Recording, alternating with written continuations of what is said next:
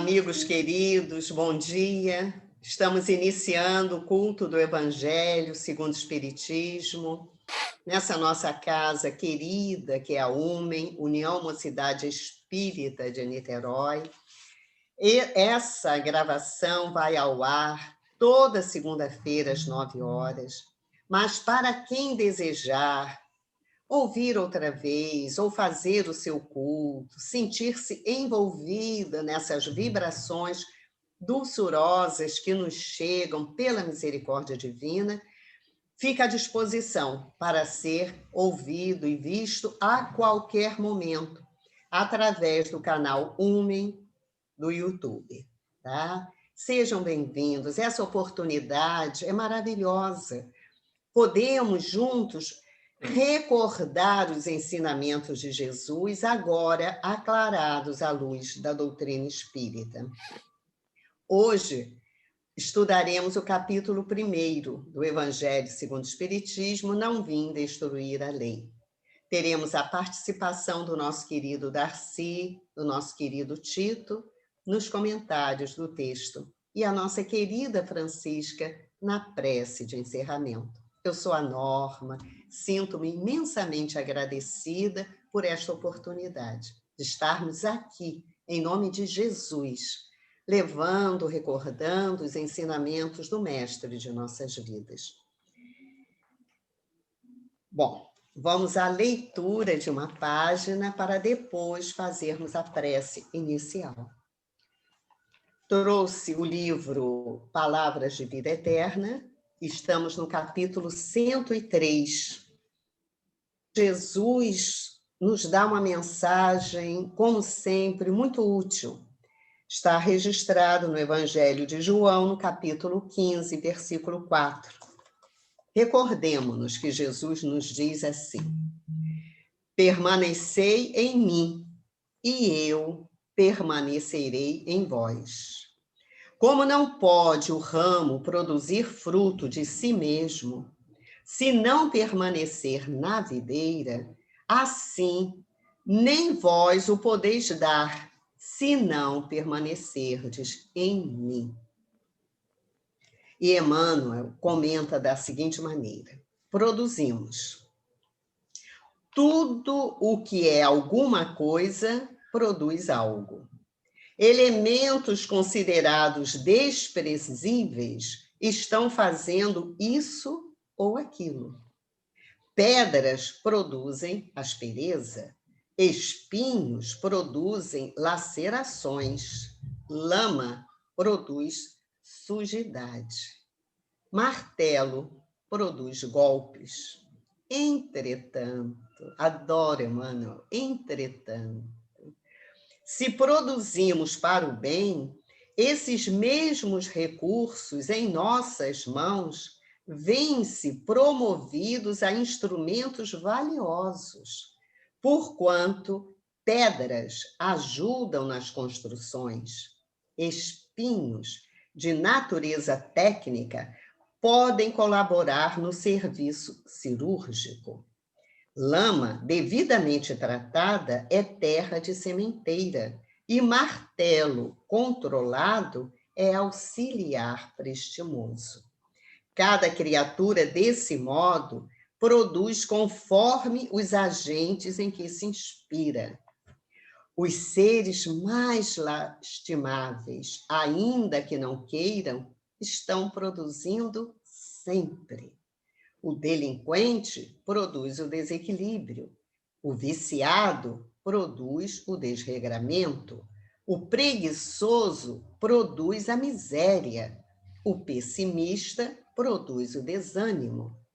Onde estiveres, estás produzindo, de acordo com as influências a que te afeiçoas, e atuando mecanicamente sobre todos aqueles que se afeiçoam ao teu modo de ser.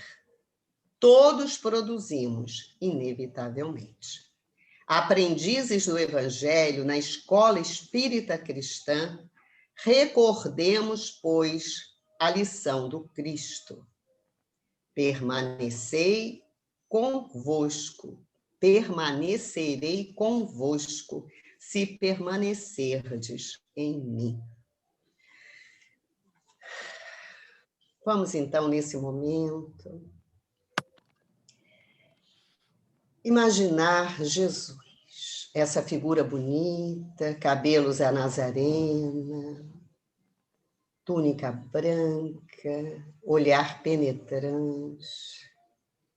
Quem sabe podemos imaginá-lo caminhando numa praia deserta, aquele mar azul refletindo o céu azul, gaivotas, uma brisa muito agradável.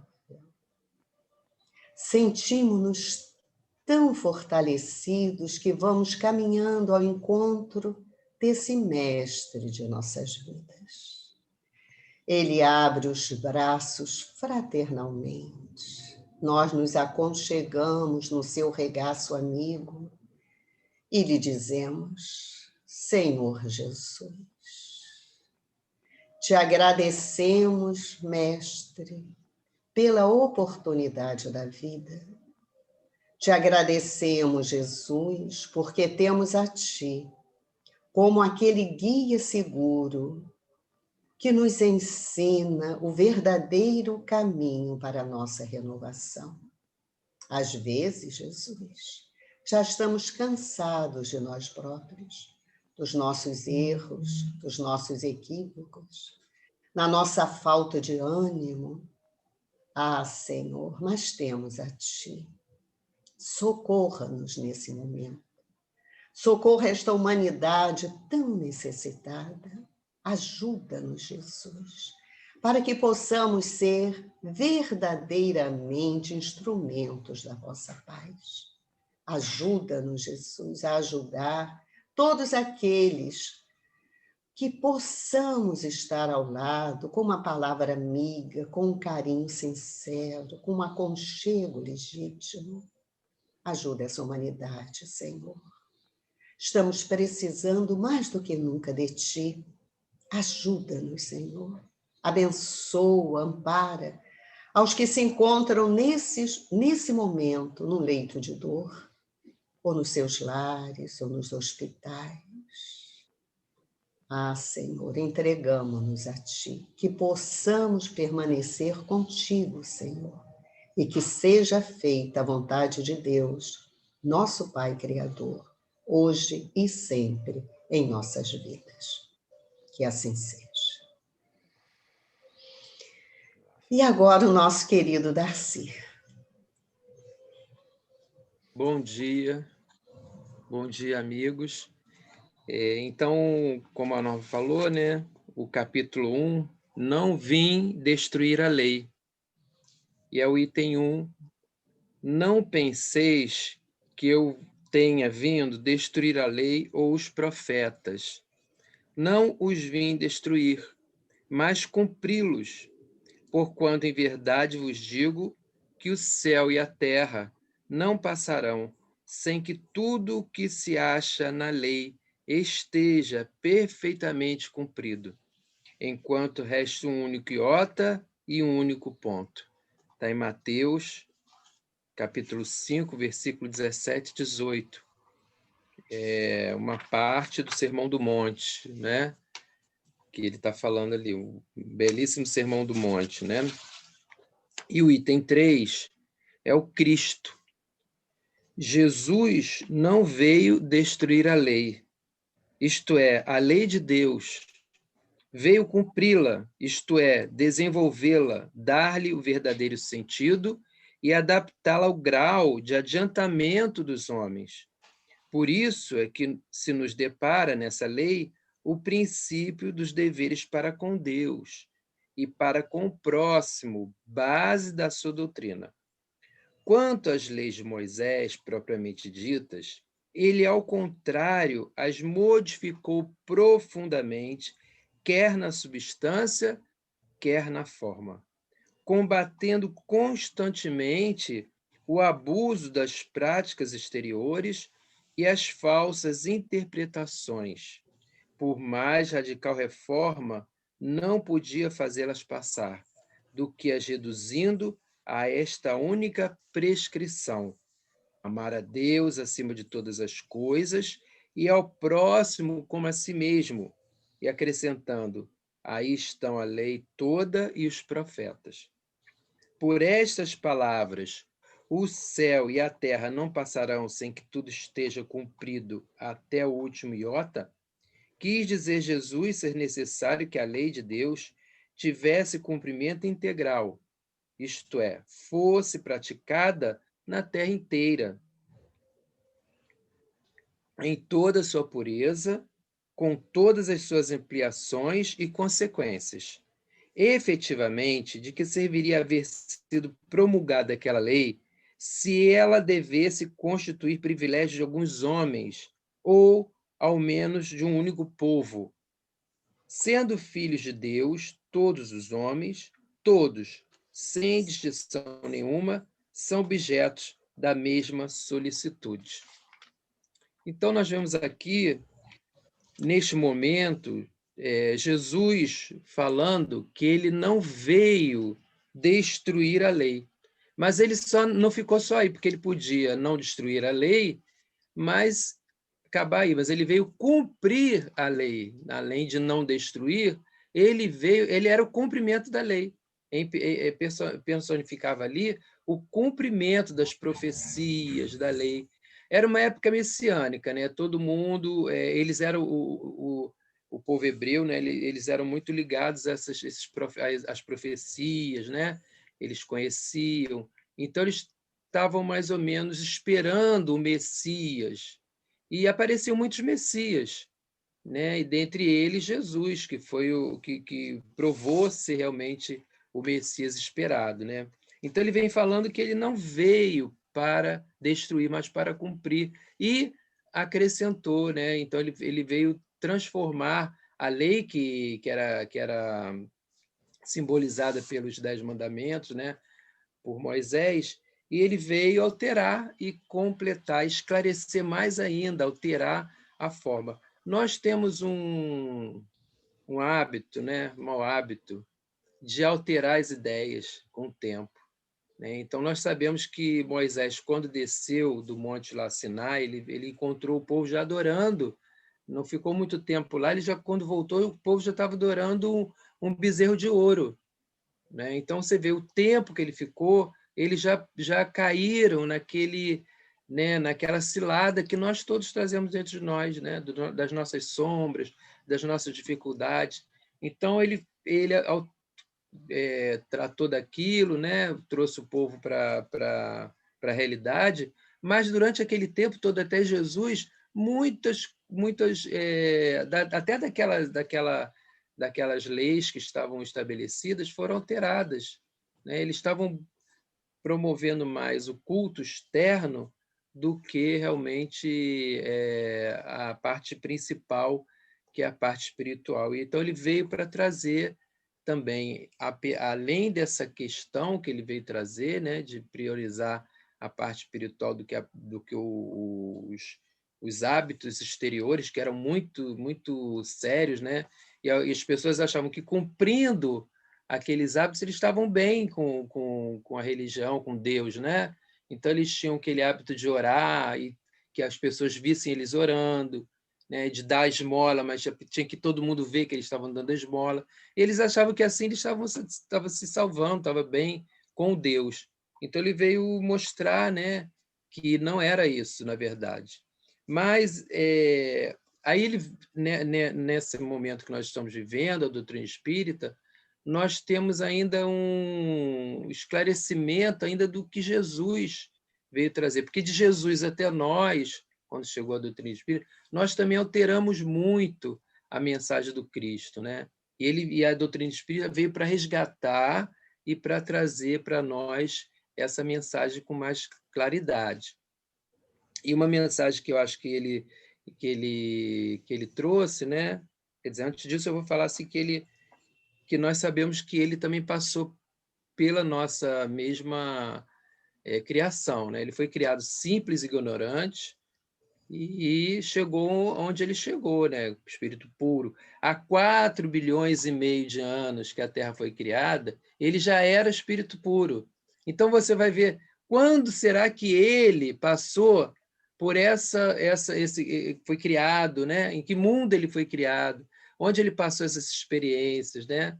E para chegar a 4 bilhões e meio de anos, ele já está como espírito puro e em condições de governar a Terra. Mas nós, em relação a Jesus, nós estamos numa distância tão grande que a gente acha que ele é um ser especial afastado da criação. Não é. E isso não diminui de forma, pelo contrário, aumenta o valor de Jesus, né? Não diminui. Agora, se você falar para uns que não conhecem, né?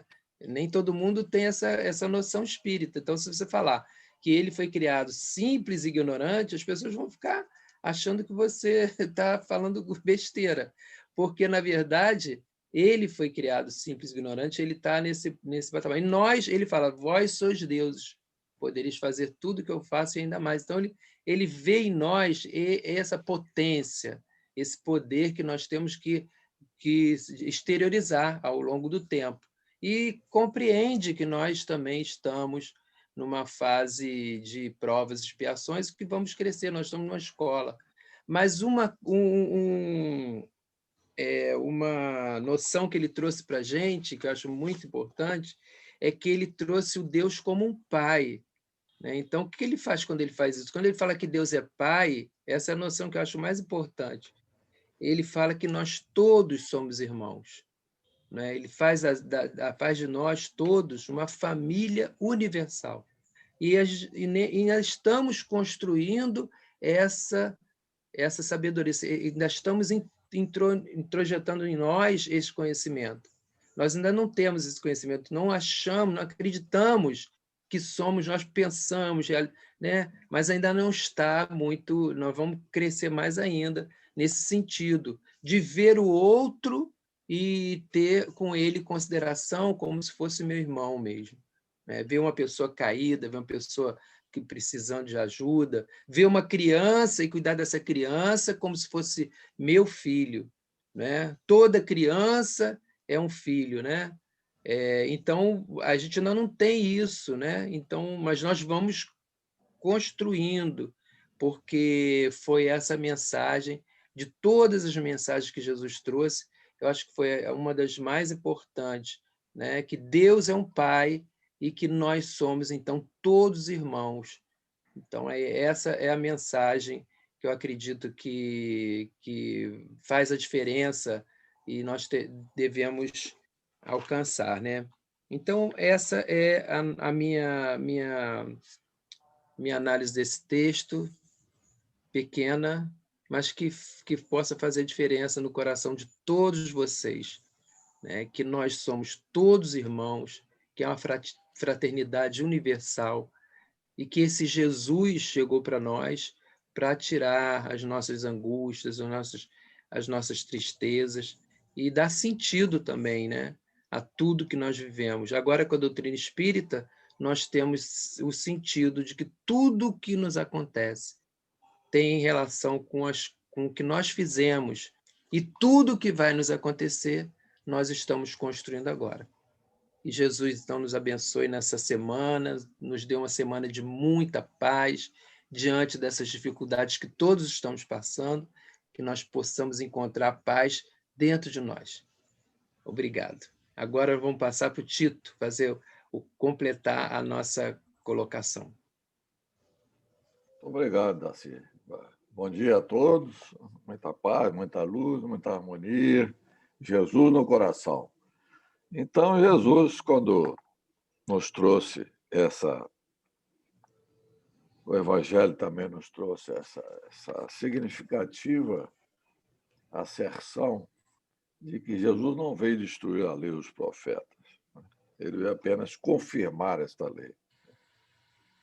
Então, a lei foi dada aos homens para uni-los por um mesmo ideal.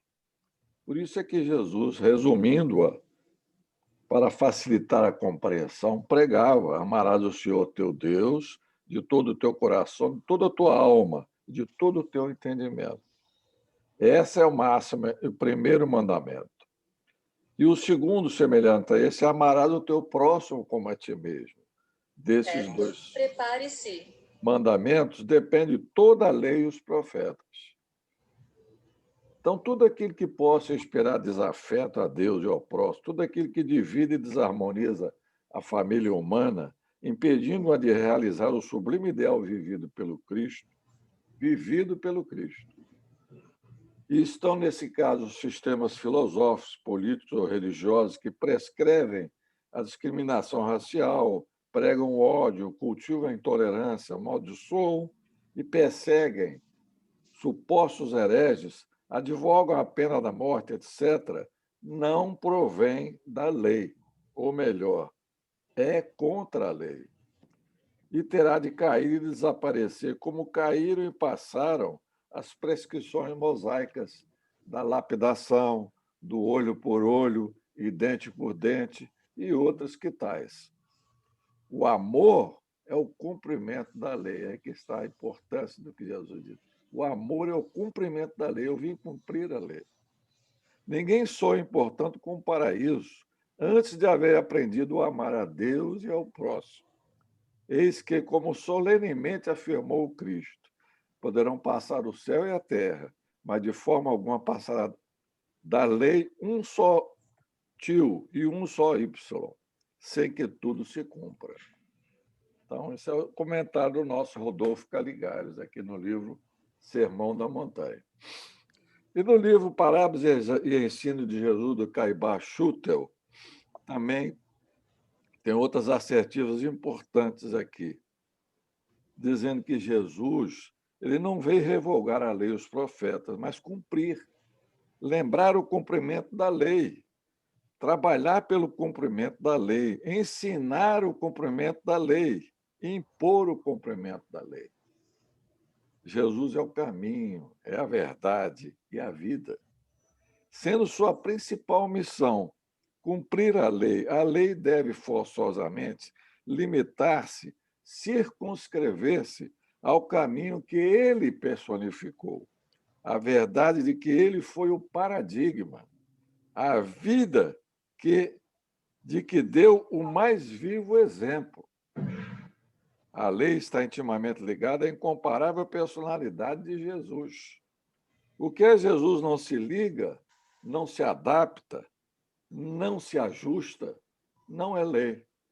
Não é, portanto, caminho, não é verdade, não é luz, não é vida. É desvio, é falsidade, é morte, é treva. Então, a lei é eterna e é de todos os tempos, de todos os povos. O seu escopo, a sua finalidade, é felicitar os homens unindo-os pelo mesmo ideal a Deus. O ideal é o amor a Deus e ao próximo. É a síntese, o resumo de toda a lei e os profetas. Também temos aqui no livro Evangelho dos Humildes, do nosso Eliseu Rigonati, ele diz o seguinte: por afirmar que da lei não passará um único tio, sem que tudo tenha sido cumprido, Jesus se refere ao progresso contínuo a que está sujeito o estudioso do Evangelho. Não adianta a gente estudar o Evangelho, saber de cor, de um lado a outro, né? Da letra A à letra W. É preciso viver o Evangelho, sentir o Evangelho. Sentir o Evangelho. À medida que formos estudando o Evangelho e esforçando-nos por viver de conformidade com ele, com o Evangelho, a lei divina se gravará em nosso perispírito, em nosso espírito, e chegará então o dia em que saberemos cumpri-la sem exceção de um iota ou de um tio. Então, a lei não é para ser lida, é para ser compreendida, sentida. E Jesus é o nosso modelo e guia. Então, se ele é o nosso modelo e guia, nós temos que viver de acordo com como Jesus viveu. É o nosso exemplo maior.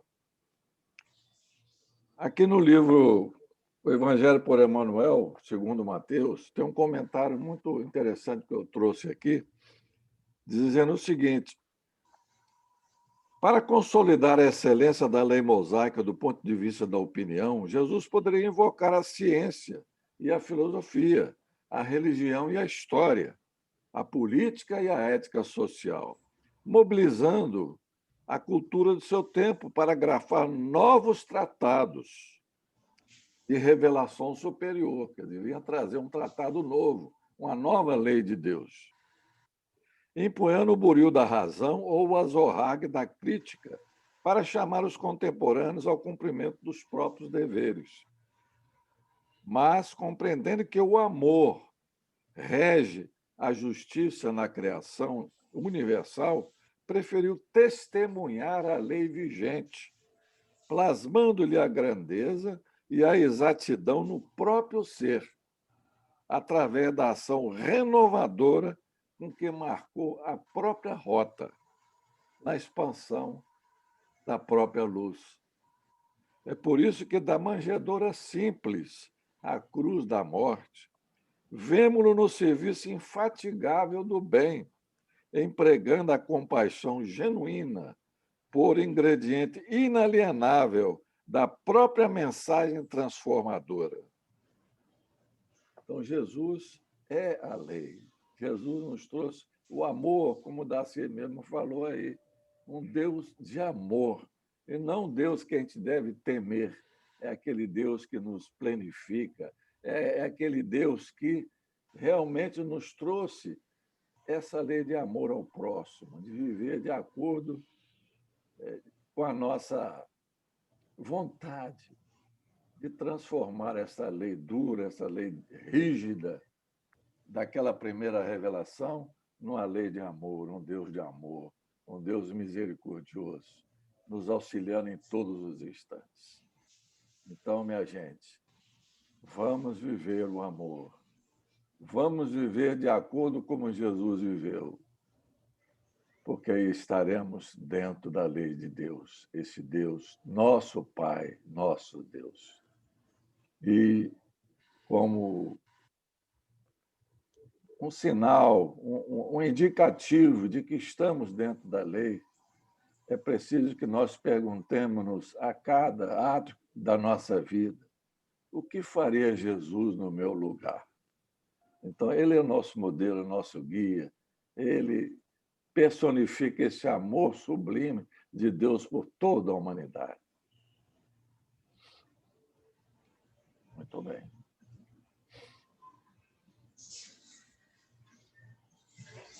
Agora a palavra vai estar para a prece final da nossa querida Francisca.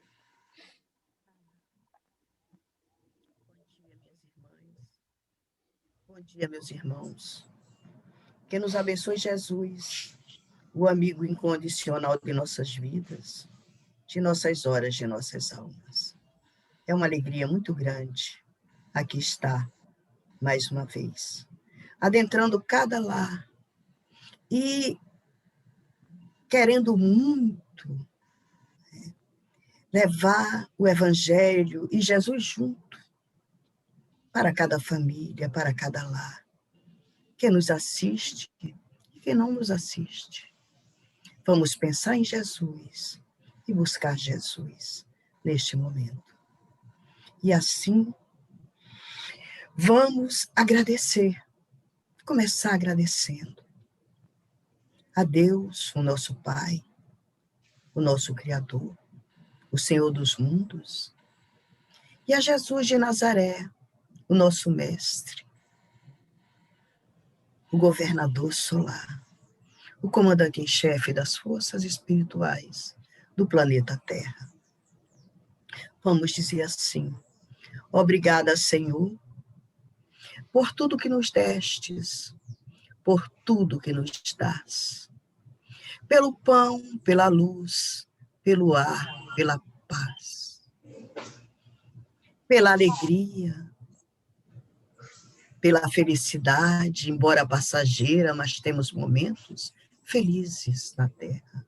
Por nosso corpo perfeito, nós te queremos louvar, Senhor. Ao tempo em que oramos por aqueles que sofrem, que sofreram mutilações, que nasceram com limitações. E a nossa querida doutrina explica a justiça das aflições e a justiça da lei de causa e efeito. Independente disso, oramos por todos eles neste momento, porque sabemos que passada essa expiação, eles também bailarão, eles também verão, eles também usufruirão com mais largueza a vida na terra. Mas preparemos-nos para a vida na nossa verdadeira pátria, para a vida no mundo espiritual. Por isso, Senhor, nós te damos graças pela oportunidade da reencarnação, pelo dom da vida, que para nós é bela, é consentida, por conhecermos o teu evangelho, por conhecermos a doutrina espírita. Por espírita, Senhor, seu nome do nosso nome. Agradecemos por espírita ser a legenda da nossa UME, da União da Mocidade Espírita de Niterói. A casa que nos acolhe com tanto amor. A casa onde vamos fazer o religare, onde vamos discutir o evangelho, aprender o evangelho, ter conhecimentos trazidos pela doutrina espírita, curar as dores do corpo, as dores da alma, e aprendermos o perdão, a tolerância, o amor a Deus e o amor ao próximo. Gratidão, Senhor, por essa casa maravilhosa que nos acolhe há mais de 70 anos. E assim, Jesus, nós pedimos por todos aqueles que a nossa casa assistem, por aqueles que não vieram aqui honrados, com recursos, com emprego, com trabalho, aqueles que materialmente ainda são pobres, mas que nós estamos assistindo de todas as formas que nós podemos, inclusive com o evangelho, com a evangelização. Pedimos por eles. Pedimos também por todos os nossos trabalhadores físicos e do mundo espiritual. Pedimos pela população de rua. Nós que damos tantas graças, que ofertamos ao seu coração misericordioso a imensa gratidão por termos um lar, por termos uma família. Aqueles que estão nas ruas estão sem família, estão sem lar. Muitas vezes sem um cão para chamar de seu, nos gramados de dores e baixos das marquises. Oramos por eles. Oramos também por eles, para que passada essa prova, para que passada essa expiação, nas próximas encarnações, na próxima encarnação, eles família terão, eles um lar terão, onde aprendemos a valorizar o nosso lar, a nossa família, os nossos momentos felizes, a compreensão de que é na família que nós aprendemos o melhor que levamos para a praça, que levamos para a cidade, para o estado. Pedimos uma bênção misericordiosa para todas as famílias e rogamos a Maria de Nazaré nesse momento, a Senhora dos Anjos, a Rainha dos Anjos, a Rosa Mística de Nazaré. Rogamos pelo acolhimento daqueles que estão retornando à pátria espiritual por mortes coletivas em razão da pandemia. E assim te louvamos, Maria de Nazaré, porque do momento em que aceitaste ser a mãe de Jesus, passastes a ser mãe de todos os espíritos da terra, encarnados e desencarnados. E por essa razão, nós te louvamos. E nós também ofertamos ao seu coração misericordioso de Mãe Maior a nossa gratidão. E te dizemos com Alta de Souza, pela psicografia do nosso Chico Xavier, Mãe das Dores, Senhora da Amargura, nós vislumbramos o seu peito lacerado, pelas mágoas do filho muito amado nas estradas da vida ingrata e dura. Existe em vosso olhar tanta ternura, tanto afeto e amor divinizado, que do vosso semblante torturado irradia a luz formosa. Luz que ilumina a senda mais trevosa, excelsa luz, divina, esplendorosa, que clareia e conduz, ampara e guia. Senhora, vossas lágrimas tão belas assemelham-se a fúlgidas estrelas, gotas de luz na treva da agonia. Abençoa, Senhora, os espíritos da terra, teus filhos, encarnados e desencarnados, mas, sobretudo, os encarnados que estão aflitos nessa pandemia, os que estão doentes, os que estão buscando uma vaga na UTI, na CTI, nos hospitais, nas enfermarias, os que estão nas ruas com a doença, desamparados, os que estão se tratando em casa, e aqueles que estão sofrendo pelo retorno do seu filho, do seu pai, do seu avô, do seu irmão, do seu parente, dos seus amados, dos seus amores. A pátria espiritual. Alenta-nos com as tuas bênçãos misericordiosas. Ampara-nos com o teu amor. Dá-nos o teu colo de Mãe Maior. Que assim seja. Graças a Deus.